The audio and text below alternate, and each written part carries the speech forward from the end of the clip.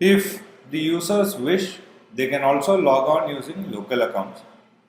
But local accounts may not have access to the domain resources, such as your network printers, your web servers, the email servers, and so on.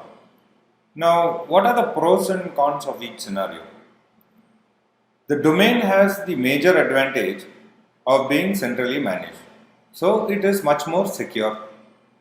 If an environment has more than 1000 computers and an employee leaves, the user's account can be disabled centrally rather than 1000 individual computers. The only advantage of using the local account is that the computer need not have or does not require the infrastructure to support the domain using AD. Now we know the basic elements that make up the core Windows security infrastructure. Let's go over an example when a user logs into a Windows system. Before a user logs on to the Windows network, domain administrator must add the user's account information to the system. This will include the username, the account name, all these should be unique, the password. Optionally, the admin can grant group membership and privileges. Now, administrator creates a user account. Windows creates an SID in the form of S1, 521, AAA, triple B, triple C, triple R, etc. In this case, S means SID, 1 means SID version number, 5 means the identifier authority, 21 means it is not unique, which just means that there is no guarantee of uniqueness. SID is unique within a domain. AAA, triple B, triple C, it is a unique number representing the domain, and triple R is the relative ID. It is a unique number that increments by 1 as each SID is unique. In Windows, username can be of two formats. One is the SAM format, which is supported by all versions of Windows, or it is also called the legacy format. The form is domain/username. And then there is a user principal name, and it looks more like a RFC 822 email address. Example, username at domain.company.com. Now, user logs in with the keyboard. Information is sent to the AD or the domain controller. If successful, token is generated and sent to the user. The token contains user's SID, the group membership, the privileges. Now let's see a quick question. A user hits Ctrl plus Alt plus Del and logs into Windows with the keyboard. What Windows process captures this logon? That is the question. The answer is the WinLogon process captures logins at the keyboard. Now, as we have seen, the WinLogon passes information to the domain controller or Active Directory to perform this logon. The WinLogon would pass this information to the SAM if it is local, which would give true or false authentication status. The local security authority would then generate a token if SAM verifies true username password combination. Now let's look at Windows privileges. System-wide permissions assigned to user accounts. Some are considered dangerous, that is, act as a part of OS privilege is considered dangerous. Debug program privileges is considered dangerous. Backup files and directory privilege. Some are considered benign. Bypass traverse checking privilege is a benign, means it does not have much impact on that. Now, privileges are essentially system-wide permissions assigned to user accounts. In other words, a privilege is something that you get to do. For example, a Windows privilege includes ability to back up the computer. Performing backup is privileged because it bypasses all access checks. So a complete backup is performed. Now, if you take the example of Windows Vista or Windows 7, there are something like over 45 privileges available. Some privileges are considered very dangerous. Now, some examples of that is act as a part of OS privilege. That is, It is known as trusted computing based privilege. It allows code run by an account granted this privilege to act as a part of the most trusted code in the operating system. Example is the security code. Why it is most dangerous? Because it grants only the local system account, and even admins are granted these privileges. Now, debug program privilege allows an account to debug any process running in Windows. Because of the nature of debuggers available nowadays, the privilege basically means a user can run any code he or she wants in any running process. Now you correlate this to domain 3, you will know what I mean. Then backup and directory privilege. Any process running with this privilege will bypass all access control checks. Some privileges are benign, meaning it is used to traverse directory trees even though the user may not have permission on the traversed directory. Traverse means travel or browse through. This privilege is assigned to all user accounts by default and is used as a NTFS file system optimization. Then we come to access control list. There are discretionary access control which grants or denies access to protected resources such as the files, the shared memory, and so on. Then the system access control list, which is used for auditing and to enforce the mandatory integrity policy. Now, ACL itself is a list of permission which is attached to an object. The list specifies who or what is allowed to access the object and what operations are allowed to be performed on that object. Now, when you say discretionary access control, it is basically granting or denying access to files, shared memory, etc. Then there is system access control or discretionary access control, which is system access control, which is used for auditing, and in Windows it is used to enforce mandatory integrity policy.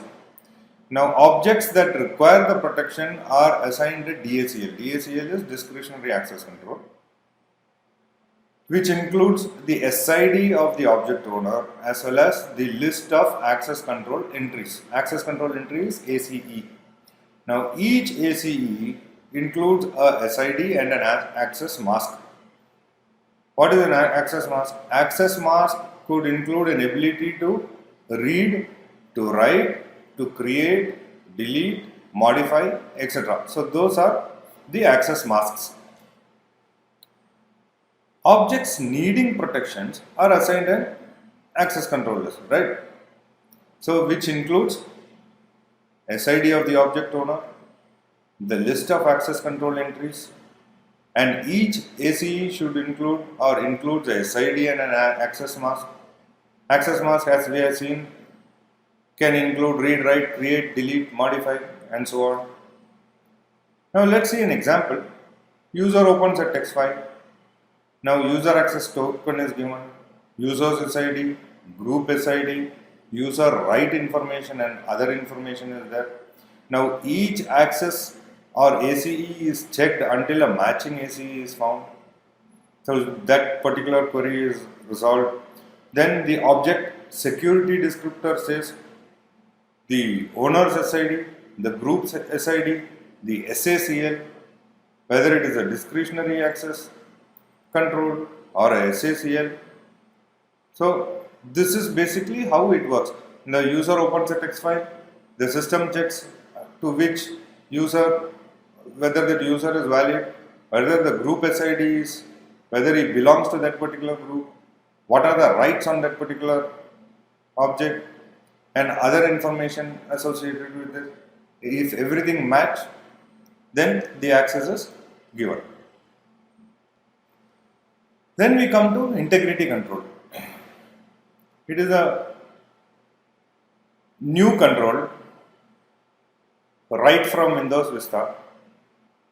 It is a low-level change to Windows that isolates different objects on a trust-based scale. Now, in Windows Vista, there is something called a Windows Integrity Control capability.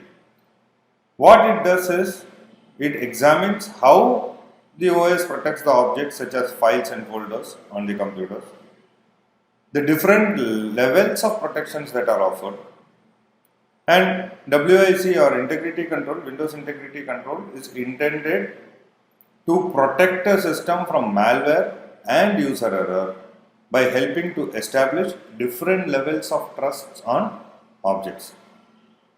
The purpose of WIC is to protect objects, whether they are files, printers, named pipes, registry keys, and so on, from different kinds of attacks, from malware, or from innocent user errors or unknowing user errors. The concept of WIC is based on establishing the trustworthiness of various objects and controlling the interaction between the objects based on their integrity or level or trustworthiness. The primary objective of the WIC is to ensure that only objects with a integrity level equal to or greater than the target objects are allowed to interact with it. Essentially, if the object is less trustworthy, it is prohibited from acting or interacting with more trustworthy objects. Now, this is something which is similar to your access control models or confidentiality models, like the Bell-LaPadula model, and there is a Biba model for integrity. So you can actually read about different confidentiality models, integrity models. Clark-Wilson is an integrity model. So here in this particular case in Windows, the primary object of the integrity control is to ensure that the objects with the integrity level equal to or greater than the target object are allowed to interact with it. There are 6 integrity levels which are labeled. They are untrusted, means it is rarely seen. For example, anonymous logons. Low are internet features, that is IE7 and the temporary internet file folders. That medium, which is the default integrity level, it is used for standard user accounts and most files. High is for administrator accounts. System is for the kernel and system services. Installer, but why is something called installer? Because installers need to have a higher integrity level than other objects in order to ensure that the uninstall works properly. So that's why there is an integrity level called installer also. Now, mandatory integrity control. Now, while discretionary access control lists, which is DACL, are useful, they also have some limitation. They do very little to safeguard the system stability, and they can't or they cannot stop the malicious software from tricking users into executing it. Now, MIC adds the notion of trustworthiness evaluation into operating system. Subjects with low degrees of trustworthiness cannot change data of higher degrees. Subjects with higher degrees of trustworthiness cannot be forced to rely on data of lower degrees. So that is what MIC does. It adds a notion of trustworthiness evaluation into operating system. Now, when a modify or a write operation occurs, check the security integrity or check that the subject's integrity level dominates the object's integrity level. Now, these levels are very interesting. Levels are mandatory and they are always assigned by the OS itself or by the administrator. Now, we have to look at how different elements of this system are trusted in different ways. Now, internet below standard user, it is a very smart move. Installer, now if you image an attack to create a file or process at a level above high, even the administrators will not be able to delete it. So that's a very dangerous thing. So things can happen even with this kind of security levels. User access control or user account controls. This is a new feature in Windows after Vista, designed to help prevent unauthorized changes to your computer. UAC is similar to security features in Unix-like operating system. Perhaps the most reviled and misunderstood feature ever added to Windows. Now, this feature is so well known that even Apple makes fun of it in their I am their PC ad. I am a PC, I am a Mac ad. But there is some irony and perhaps hypocrisy. Apple's Mac OS X includes a feature just like the user access control and always had. It's just good security. If you put it another way, UAC tries to help you from making stupid mistakes. It also tries to prevent malware from acting on your behalf.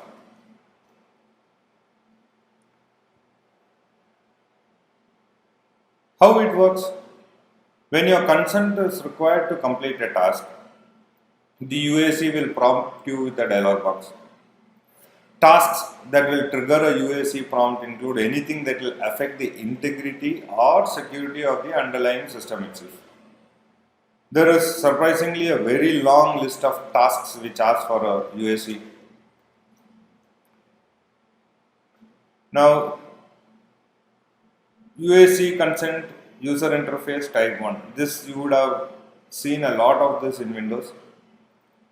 The prompt, Windows needs your permission to continue. That is the prompt, that is the dialog box. Why do you see this? Your attempt to change a potentially dangerous system setting, such as running a control panel. Now, if in this example, if you see, the user is an admin class user. So, they only have to click allow or type control A to move along. If the user were a standard user, you would see the same dialog but with a space for entering the name and password of a admin level account. Now, this type 2 is identical to the previous example, except that an external application is attempting to perform tasks that require a higher integrity level. In this example, I am showing the standard user experience where a username and password is required to continue. Had this been an admin account, you would only see the allow or cancel button. Note that the application is trusted in the sense that Windows can confirm its digital signature, but it still requires elevation.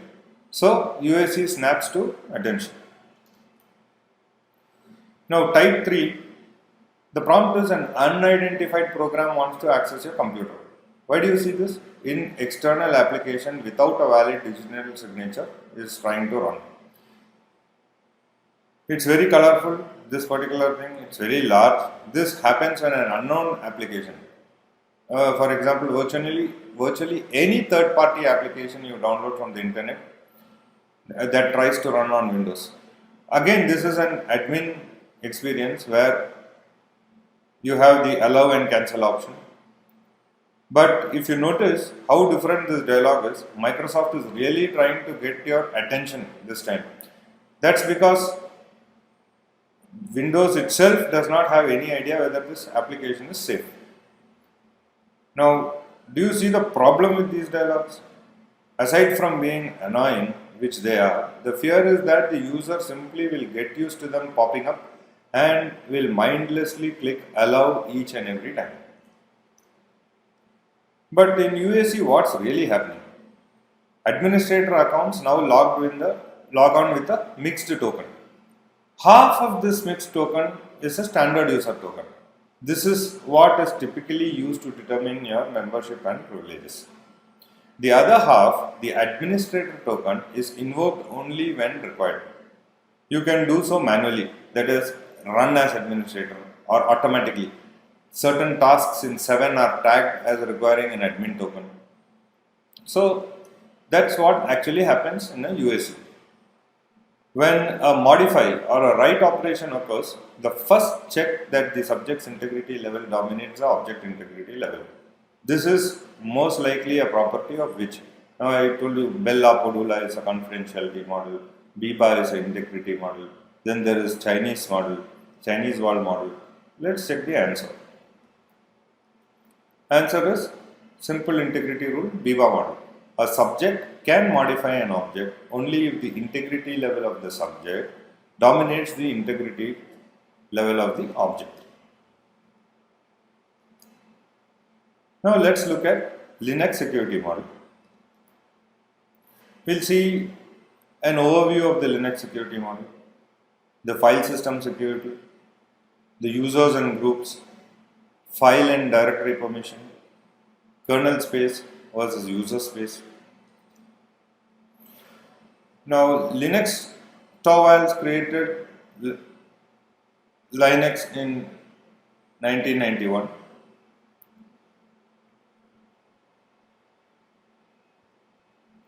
Since Linus Torvalds created Linux in 1991, it has been evolved into, or it has evolved into one of the world's most popular and versatile operating system. It is free, it is open sourced, and it is available in a wide variety of distributions. Distributions we have already discussed. Ubuntu is one, Fedora is one, Mandrake. There are live CDs also like Knoppix. Then there is SUSE, OpenSUSE. So there are so many flavors of this. There is Debian.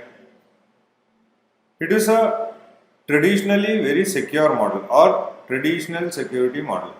People or process with root privileges can do anything. So underlying principle of Linux is anybody having root can do anything on Linux. Other accounts can do much less based on what rights have been assigned. Now, what is the goal of the hacker in a Linux hack? It is to gain root privilege. Linux is very robust and very secure. Many system administrators fail to use the security features. Just like how we discussed in Windows, there are several features available or built into Linux, but unfortunately, the system administrators fail to see the security features. Now there are also add-on tools like sudo and tripwire available. Now the crux of the problem here is the discretionary access control. Now what all this means is that when you look at it from the attacker's perspective, the challenge of cracking a Linux system boils down to getting the root privileges. Once root privileges is available, then attackers can erase or edit logs, they can hide the processes, they can delete or hide files and directories, or basically they can redefine the reality of the system itself as experienced by its admin and the users. The Linux security is basically a game of root takes all. So if root is compromised, then you have lost your system. What are the main causes of exposure? Many admins or Linux admins fail to understand or take advantage of the security features which are available in Linux. People can and do run robust secure Linux systems by making carefully native Linux security controls plus selected add-on tools like tripwire or sudo. But the problem again remains with the discretionary access control. Now, how a security transaction happens? In the Linux discretionary access control system, there are users. Each belongs to one or more group. There are objects, which are your files and directories or special files. Then users read, write and execute these objects based on the object's permission, for which each object has three sets, which is the user owner, the group owner and other. These permissions are enforced by the Linux kernel. The Linux kernel is the brain of the operating system. What are the basic transactions that happen? Subject attempts some action against some object. Whoever owns an object can set or change its permission. But the real weakness here is the root account has the ability to both take ownership and change permission of all the objects in the system. So this provides a way for attackers to hijack those privileges. What are the privileges? The root privileges. So again we come back to the saying, root takes it all. Let's actually take a look or closer look at how the DAC in Linux works. In Linux, everything is a file. So Linux treats everything as a file. The documents, the pictures, and even executable programs are very easy to conceptualize as files. Special files, such as named pipe, they act as an input-output conduit, allowing one process or program to pass data to another process or program. One common example of a name pipe on a Linux system is if you go to /dev/urandom, where when a program reads this file, it returns random characters from kernel's random number generator. Now, since almost everything is a file, security is very important in a Linux system. Users and groups are not files. Users are someone or something capable of using the files. It can be a human or it can be a process. Example, LPD, Linux printer or runs as a LP. Groups, list of user accounts. Users main group membership is specified in the /etc/paswd file. Users can be added to additional group by editing the /etc group. Then using command lines you can execute commands like adding the user, user add, modify user, delete user. Now there are two things that are not represented or on a Unix system that are not represented by files: user accounts and group membership. We commonly call it users and groups. In a user account, it represents some or something capable of using files, example a user or process. Standard Linux user accounts, this LP for example, is used by the line printer domain. A group account is simply a list of user accounts. So it's very simple to understand. So user is something which is capable of using files, and a group account is simply a list of user accounts. Now that is also specified by the main group membership, and you can use command line like user add, user mod, user del, etc. for executing commands. Now in the etc password file, the structure was like this. Now if you see, Dilip is the username. It is used when the user logs in. It should be between 1 and 32 characters in length. The password is marked in X. X character indicates that the encrypted password is stored in the /etc/shadow file. The third one is the UID, user ID. So each user must be assigned a user ID. UID 0 is reserved for root, and UIDs 1 to 99 are reserved for other predefined accounts. Then UIDs 100 to 999 are reserved by system for administrative and system accounts or groups.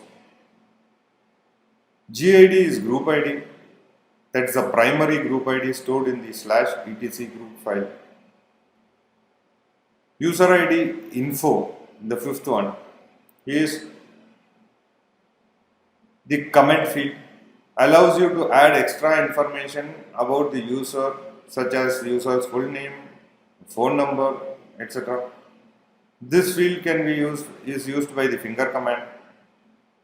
Then the sixth one is your home directory, which is the absolute path to the directory that the user will be in when they log in. If this directory does not exist, then the user's directory becomes / means root. Then the seventh is the command or shell. The absolute path of a command or shell, /bin/bash. Typically this is a shell, but you have to understand that this need not be a shell. For representation purposes, we have given it like this. Now let's understand what is /etc/group. In this, the first one is the group name. The second one is the password. Again, generally password is not used, hence it is empty or blank. It can store encrypted password. It is useful to implement in privileged groups. The third one is the GID. Group ID must be assigned to every user. And fourth is the group list. List of usernames of users who are members of this group. The usernames must be separated by comma. Then you have file permissions. Files have two owners, a user and a group, each with its own set of permission. And it can also have a third set of permission for other. So now for the user this is the permission, for the group this is the permission, for others this is the permission. Take that you are creating a document in Linux, you are the owner of that. So you have your read, write, execute permission. For the group you may give read permission and execute permission. For others no access you may give. So permissions are to be read in read, write, execute in order of user, group or others. So if you take an example here, balloon.txt. Now read, write capabilities for the user, read, write for the group and read only for others. Maestro user, balloon.txt is the particular file. Maestro user is the user. Now permissions can also be changed using the chmod command. What you have to understand in Linux is it is all numerical file permission. So read is denoted by 4, write by 2 and execute by 1. Now here it is 0644. Now how do you arrive at 6 when there are only 4 plus 2 plus 1? User owner may read or write to the file. So you got 6, 4 plus 2, read or write. Similarly, user owners may read the file is 4, other users may read the file is 4. No special permission set is 0. So if you have a permission 0755, try to decipher what it actually means. Then there are directory permissions. Permissions on the folder, it slightly works different from how it is for a file. Read is for listing content, write, create or delete files in a directory and execute, use anything in or change working directory to this directory. Example, chmod g plus rx is balloon, ls minus l are listing, balloon. So you get the group permission in this. It's got a root as a group permission. Now, what is the difference between a file and directory permission? The access type is read, write and execute. If it is read for a file, if the file contents can be read, you get access type read. If the directory listing can be obtained, then it is read access. For a file, if the user or process can write to the file or change its contents, then it is a write access.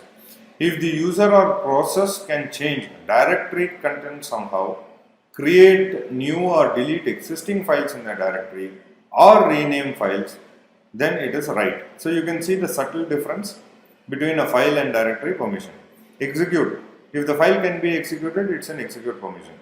Now in case of a directory, if the user or process can access the directory, that is go to it, make it to be the current working directory, then you have a execute permission on a directory.